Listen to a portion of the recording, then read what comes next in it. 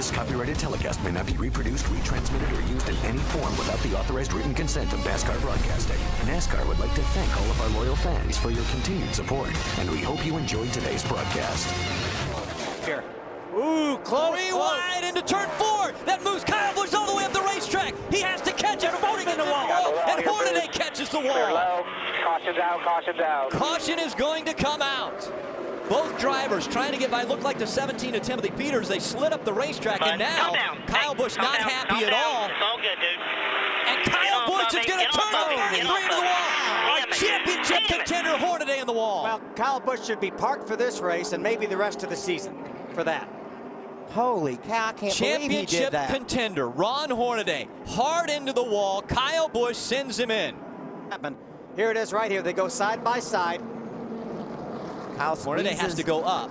Kyle squeezes down on Ron, but Ron he's got to be in control of his truck. They both do a little bit of contact into the wall, but I believe those trucks could be repaired and maybe race for the win still. And the caution has come out now. Right now, the caution is already out. A little bit more damage on Ron Hornaday's truck. Very minimal damage to that 18 truck, but this is when he's going to show his displeasure to Ron Hornaday. He gets up against him, and he just won't never turn him loose, Mikey. He's running wide open in the back of that truck, and he finally turns him head on into that outside wall. Austin Dillon, Kevin Harvick on the inside. Green flag back in the air.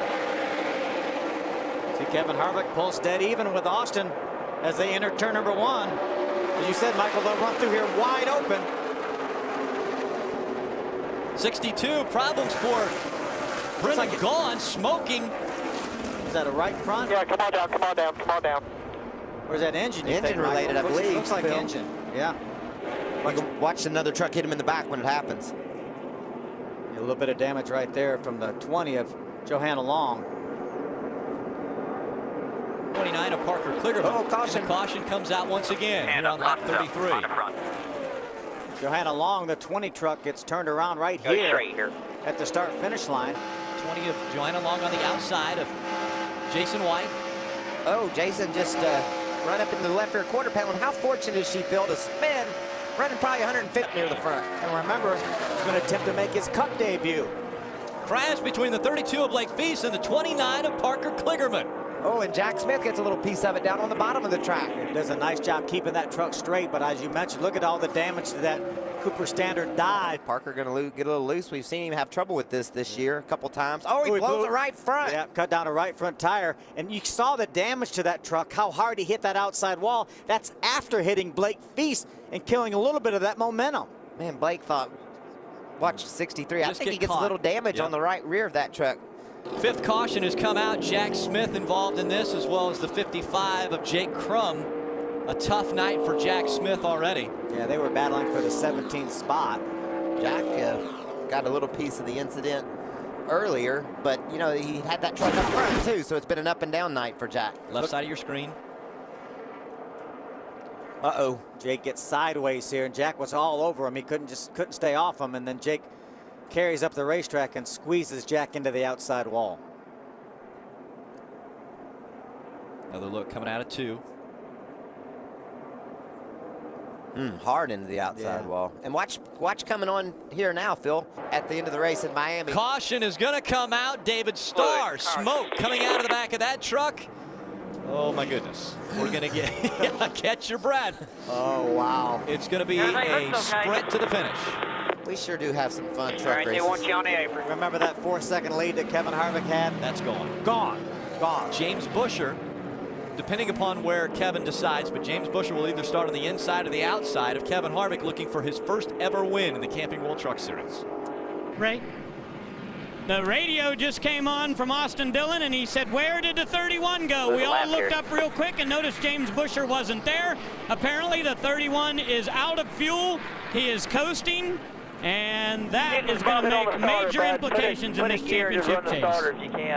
Huge implications. As they're running on the track now, 27 points separate Austin Dillon and James Buescher. Up top, Ty Dillon and Cole Witt, a little contact there. They're just trying to clean their tires. Yeah, clean their tires and shake the fuel around, make sure they don't run out of gas. And of this race. So side by side, Harvick on the inside, Dillon on the outside, green flag back in the air.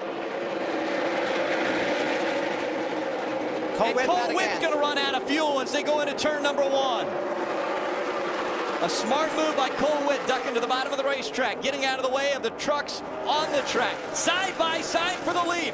Dillon running on the high side, trying to take it away from Kevin Harvick. Now is when Kevin Harvick can help Austin Dillon, but I think now, knowing the 31 run out of gas, I think Kevin Harvick wants this win. Look who's coming up behind his brother.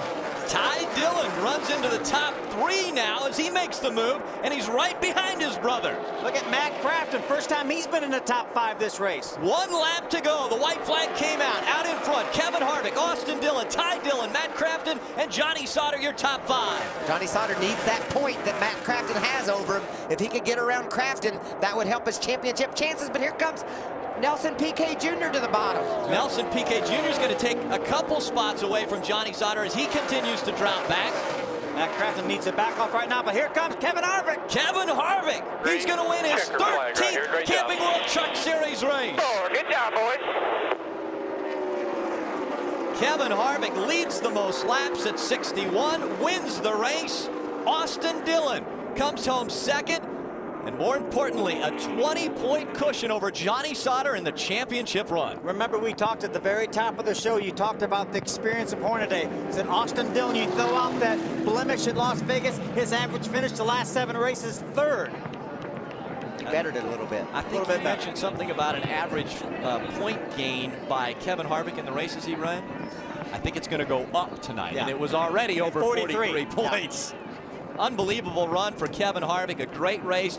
Early on in this race, we were listening into Kevin Harvick's radio, extremely frustrated with what took place on the racetrack after lap 13 between his truck, the 33 of Hornaday, and the 18 of Kyle Busch.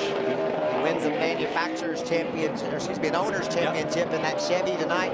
So Ray, big night for Kevin. It's going to be an interesting victory lane conversation, I promise you that. This copyrighted telecast may not be reproduced, retransmitted, or used in any form without the authorized written consent of NASCAR Broadcasting. NASCAR would like to thank all of our loyal fans for your continued support, and we hope you enjoyed today's broadcast.